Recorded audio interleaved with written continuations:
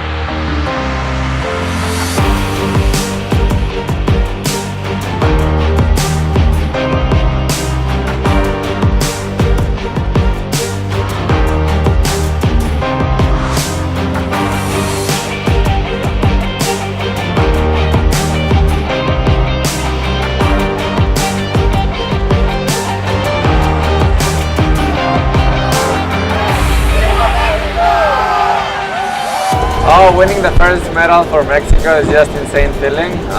It's been the first one actually, and it's a gold. So it's just incredible feeling. I just can't believe it, like I'm world champ.